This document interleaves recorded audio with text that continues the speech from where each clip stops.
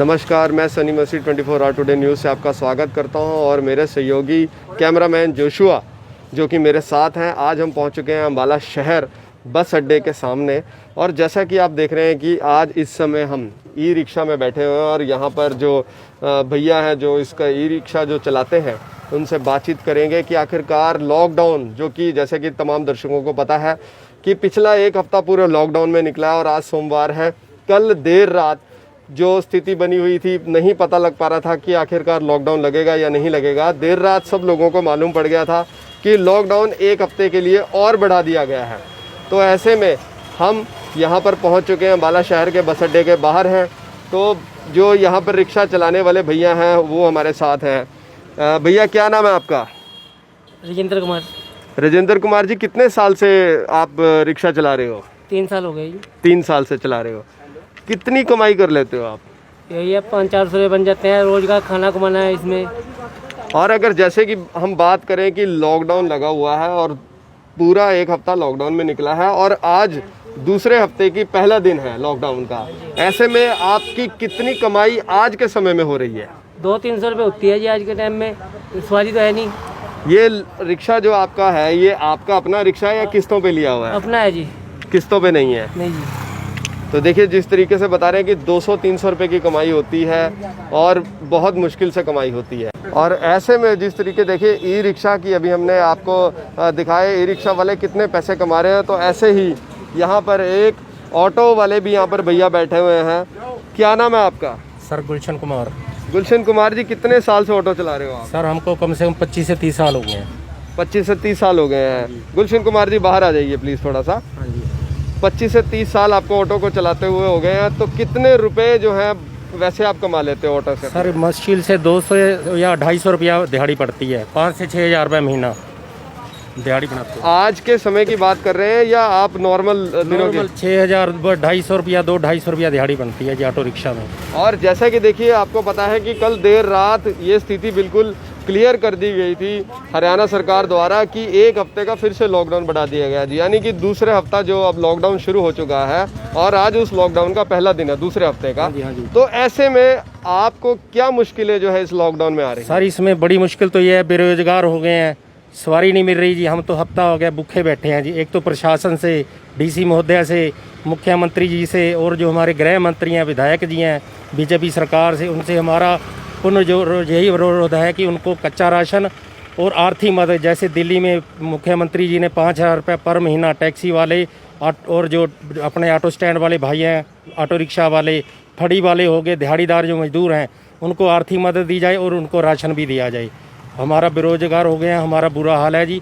कोई इनकम का साधन नहीं। हमारे बारे भी सरकार और प्रशासन से यही मांग है कि गरीब वर्ग के बारे भी कुछ सोचे। जगमोहन जी, अगर हम बात करें तो कितने जो है आपको सवारी लेकर जाना अलाउड है? सवारी तो सर अभी प्रशासन ने इसमें हिदायत दिया 2 सवारी। 2 सवारी में तो हमारा पेट नहीं भरेगा जी। 2 सवारी में सवारी जो किराया वही देती है जो ऑलरेडी पहले था।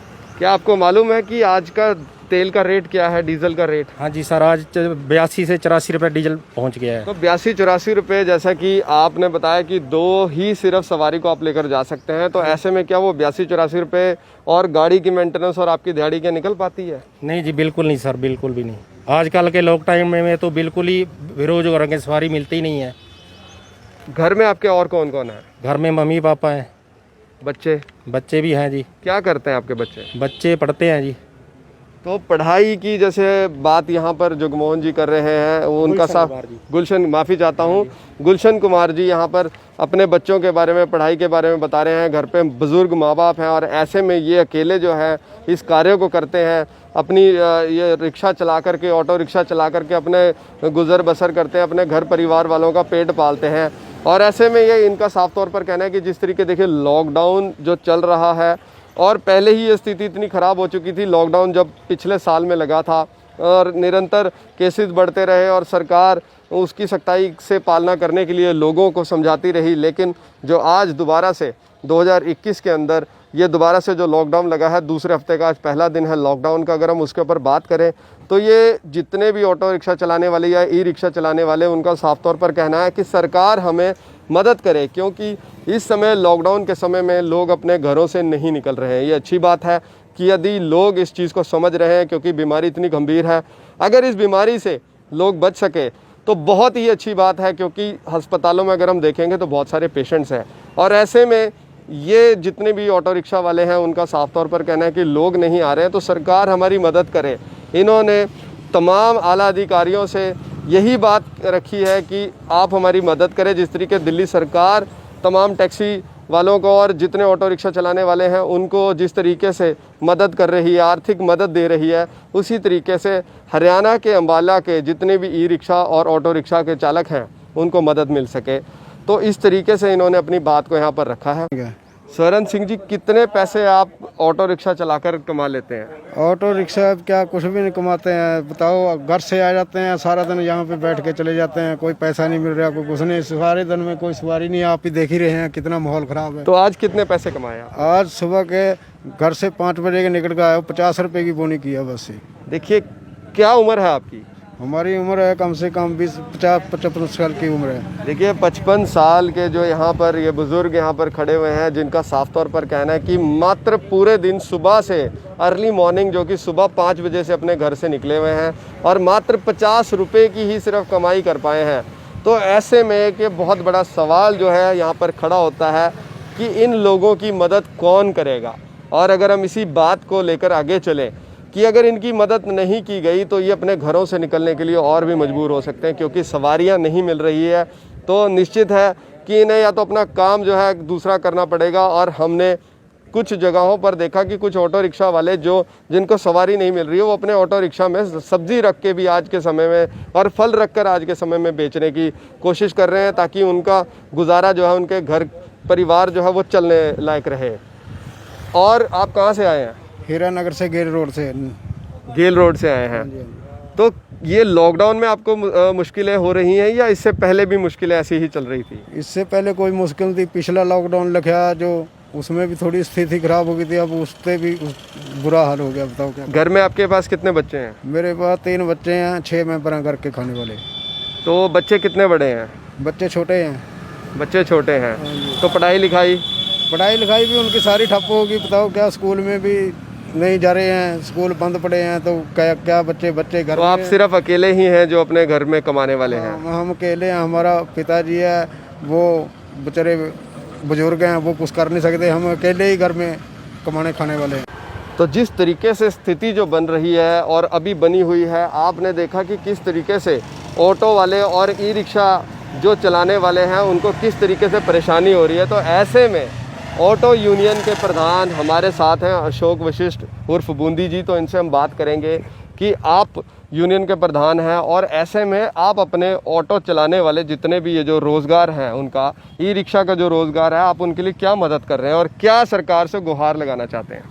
मसीह साहब, पहले तो मैं आपके चैनल 24 जो नाम है उनका धन्यवाद करता हूँ, और आपके कैमरामैन जो कड़कती धूप के अंदर भीषण बीमारी में हमारे लोगों की सुध लेने के लिए, क्योंकि सुध लेने का मतलब मामला ये है, इसलिए बोल रहा हूँ कि प्रशासन तो हमारी सुध लेने आया नहीं, ना कोई मंत्री जी आए। हमारे अम्बाला के अंदर ही जो एक शान है, अखबारों में सारे छाए रहते हैं हमारे मंत्री जी, हमारे विधायक असीम गोयल जी, हमारे बीच में पूछने के तक कोई नहीं आया। भैया आप लोग लॉकडाउन में हैं, भूखे मर रहे हैं, रोज़गार है नहीं है। मसीह जी, मैं आपको ये बताना चाहता हूँ कि मैंने ऑटो रिक्शा चलाया है। लोग तो होते हैं ना, प्रधान बन गए, थोपे गए, या कोई पैसा कमाने की जिनकी मनसा होती है प्रधानगी ले ली। मैंने ऑटो रिक्शा चलाया खुद। मैं ऑटो रिक्शा के गुण जानता हूँ, हर ऑटो रिक्शा की सवारी जानता हूँ, कैसे आवाज़ लगाते थे, कैसे सवारी भरते थे, कैसे तंगी परेशानी थी, कैसे ऑटो को ठीक करवाते थे, कैसे दुकानों पे जाते थे। मैंने सारा टोटली ऑटो का इल्म अपनी आँखों से, अपने हाथों से, अपने पैरों से और अपने परिवार जो मुसीबतें हैं संग झेली हैं। अशोक जी, जैसे कि आपने बताया कि आपने खुद ऑटो चलाया, तो आप कितने सालों से ऑटो चलाते रहे और कब आपने ऑटो चलाने को बंद किया? मैं वैसे तो इस स्टैंड पर 1987 से आना शुरू किया था। मैंने ऑटो चलाया 1992-93 में, 92-93-94 में मैंने ऑटो खुद चलाया। एक्सीडेंट हो गया था मेरा, तो मैंने एक छोटी सी दुकान कर ली थी। मेरी टांग में फ्रैक्चर हो गया था, घर की स्थिति खराब हो गई थी, तो मैंने छोटी सी दुकान करके बैठ गया था। क्यों? पैर का मामला था, ऑटो नहीं चलता था तो बैठ गया था। परंतु जो ऑटो की बारीकियाँ हैं, मैं मसीह साहब अम्बाला से शुरू हुआ था। मैं पहले अम्बाला का प्रधान बना, फिर मैं ज़िला का प्रधान बना, फिर पूरे हरियाणा में मैंने प्रधान बनाए। फिर हरियाणा वालों ने मेरे को अपना चेयरमैन बनाया, जो लगातार 5वीं 6ठी बार हो चुका है। हमारे इलेक्शन होते हैं, हमारी रजिस्टर्ड यूनियन है हरियाणा की। हमारा जो प्रधान है विजय दलाल, मेरा छोटा भाई है, जींद से है। जो हमारे महासचिव हैं रोहतक से हैं, कैशियर फरीदाबाद से हैं। ऐसे जो भी हमारी संस्थाएं, हर जिला से हमारा जिला प्रधान और हमारा नुमाइंदा हर जगह से है। अशोक जी, जैसे आपने बताया कि इतनी बड़ी संस्था और इतने सारे लोग आप लोगों के साथ जुड़े हुए हैं, तो ऐसे में जो इस समय परेशानी हो रही है ई रिक्शा चलाने वालों को और ऑटो चलाने वालों को, उनका साफ तौर पर कहना है कि देखिए लॉकडाउन लग चुका है। दूसरे हफ्ते का आज पहला दिन है लॉकडाउन, पूरा पिछला हफ्ता इसी तरीके से लॉकडाउन में लिख रहा है इस साल के अंदर। और अगर हम बात करें कि अभी और 6 दिन पड़े और हो सकता है आगे हो या ना हो, ये हमें नहीं मालूम है। और ऐसे में जो लोगों को परेशानी आ रही है, उनका साफ तौर पर कहना है कि लोग अपने घरों से नहीं निकल रहे क्योंकि बीमारी ही इतनी खतरनाक है, और जिस वजह से हमारे पास कोई भी सवारी नहीं आती है। और हम जो है, अगर कोई सवारी मिल भी जाती है तो हम 2 या 3 सवारी लेकर बिठा कर आते हैं। 50 रुपये, 100 रुपये, 200 रुपये से ऊपर नहीं कमा पाते हैं। तो ऐसे में उनको अपना डीजल का खर्चा भी निकालना है और रख रखाव भी जो अपनी गाड़ी का है उसका खर्चा भी निकालना है। उनका साफ तौर पर कहना है कि सरकार अब हमें मदद करे। तो ऐसे में आपकी संस्था की क्या तैयारी है? मसीह जी, जो हरियाणा सरकार की बात करूं, हरियाणा सरकार ने 2 महीने का राशन फ्री कर दिया। वो किसका कर दिया? कोई पीले कार्ड, गुलाबी कार्ड या कोई खाकी कार्ड ऐसा होता है, उनका कर दिया। पर जो हमारे ऑटो वाले हैं सारे क्षत्रिय बिरादरियों से हैं, कोई सारे पीले कार्ड नहीं, गुलाबी कार्ड नहीं, खाकी कार्ड, कुछ लोग हैं, मैं इस चीज़ से डिनाई नहीं करता। परंतु जो मध्यम वर्गीय हैं, जनरल कास्ट में हैं, जिनके कार्ड बन नहीं सकते, जिनको कुछ मिला ही नहीं, सरकार उनके बारे में ही सोचना चाहिए था। जब 2 महीने का राशन उनको दे रहे हो, तो 2 महीने का राशन, मेरी विनम्र विनती खट्टर सरकार से, खट्टर साहब से, माननीय मंत्री जी से विनती है कि अगर 2 महीने का राशन आप अपनी मर्जी से आपने अनाउंस कर दिया, तो क्या मध्यम वर्गीय जो वोट देता है उसकी वोट की वैल्यू नहीं थी? वैल्यू नहीं समझी सरकार ने? क्यों ना सरकार ने तुरंत प्रभाव से उनको भी 2 महीने का राशन दे देते। तो एक जो सामाजिक दूरी सरकार द्वारा बनाई गई, जो एक रास्ता अलग अलग डिवाइड एंड रूल क्या बोलते हैं उसमें बना दिया गया, तो ऐसा उचित नहीं था। अगर सारों को समान भाव से सबका राशन फ्री कर देते, तो आज जो ये मैं बातें करने जा रहा हूँ, ये बातें करने का मेरे को मौका ना मिलता। पिछले बार जब लॉकडाउन लगा तो मैंने पुरजोर कोशिश की, राशन हमें कुछ ना कुछ राशन जो हमने कोशिश की हमें मिला भी है। माननीय डीसी अशोक कुमार जी हमारे आज भी डीसी हैं, माननीय एडीसी डाडा साहब पिछली बार भी ये एडीसी थे, बीच में बदल गए थे, दोबारा फिर ये आ गए।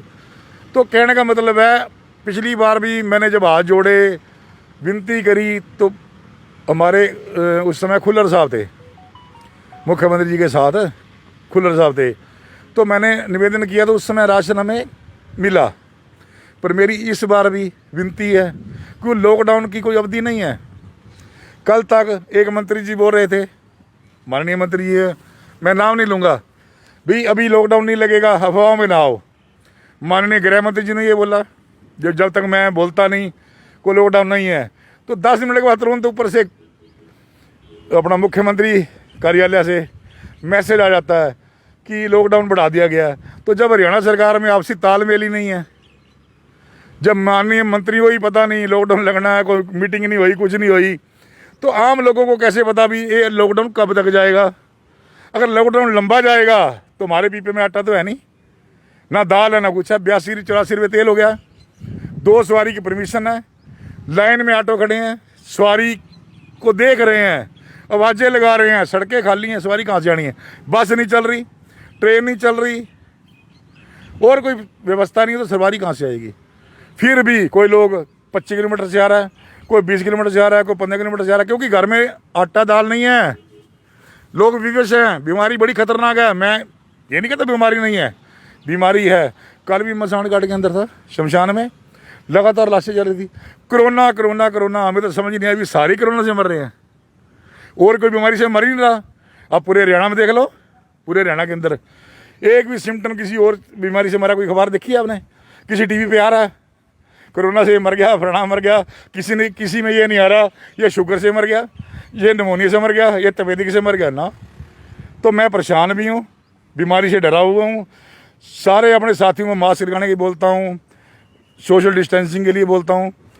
मजदूरों से जुड़ा हुआ हूँ, ऑटो रिक्शा से जुड़ा हुआ हूँ, ई रिक्शा से जुड़ा हूँ, फड़ी बाज़ार से जुड़ा हूँ, छोटे दुकानदार, सब्जी वाले, फड़ी वाले, रेडी वाले, नाई, बार्बर, ये जूते पॉलिश करने वाले है तो हमारी बिरादरी है, क्योंकि मजदूर तो एक है, बिरादरियाँ 36 हैं। अशोक जी, अंत में मैं सिर्फ आपसे यही जानना चाहूँगा कि अब आप सरकार से क्या कहना चाहेंगे, क्या गुहार लगाना चाहेंगे इन तमाम जो आपने बताया कि ई रिक्शा वालों के लिए और ऑटो रिक्शा वालों के लिए और मजदूर जितने भी लोग हैं उन लोगों के लिए? आपके चैनल 24 टुडे के माध्यम से माननीय मुख्यमंत्री हरियाणा, माननीय मंत्री हमारे अनिल विज जी, माननीय विधायक हमारे असीम गोयल जी और मेयर श्रीमती शक्ति रानी शर्मा जी और माननीय डीसी अम्बाला, क्योंकि मैं अम्बाला का रहने वाला हूं, पर मैं बात पूरे हरियाणा की कर रहा हूं। सारे डीसी साहबानों को मिलकर सोचकर हमारे बारे में सोचना चाहिए, विचार करना चाहिए। भाई आज जो हालात हैं किसी अवसर से छिपे नहीं हैं, सबको पता है कि हमारी दशा खराब है, परंतु मेरी फिर दोबारा विनती, राशन दिया जाए। जो दिल्ली सरकार ने पहले भी 5-5 हज़ार रुपये दिए, मजदूरों के खाते में डाले, टैक्सी वालों को डाले, फड़ी वालों को डाले, रेडी वालों को डाले, ऑटो वालों को डाले, तो क्या हरियाणा सरकार गरीब थोड़ी है? वो छोटा राज्य है, 70 सीटें हैं, हमारी 90 सीटें हैं। क्या हमारा मुख्यमंत्री हमारे बारे में नहीं सोच सकता? एक छोटे प्रदेश का मुख्यमंत्री जिसकी अपनी सत्ता भी नहीं है, राज्यपाल के अंडर है, और जो हमारा साम्राज्य है 90 सीटें हैं, मुख्यमंत्री आज़ाद हैं, अपनी मंशा से, अपनी ताकत से कोई फैसला कर सकते हैं, वो क्यों नहीं फैसला कर रहे? मेरी विनती द्वारा भी राशन दिया जाए, हमारे अकाउंट में पैसा डाला जाए और हमारी सुनवाई करी जाए। हम तो परेशान हैं, 2 सवारी से कैसे पेट पलेगा? फड़ी बाजार बंद पड़ा, छोटे दुकानदार बंद पड़े हैं। मैं खुद छोटा दुकानदार हूँ, मैं अपनी बात नहीं करता, परंतु सारों की बात तो करूँगा। हालात तो देखो खराब हैं, आपके माध्यम से मैं तो विनती कर सकता हूँ।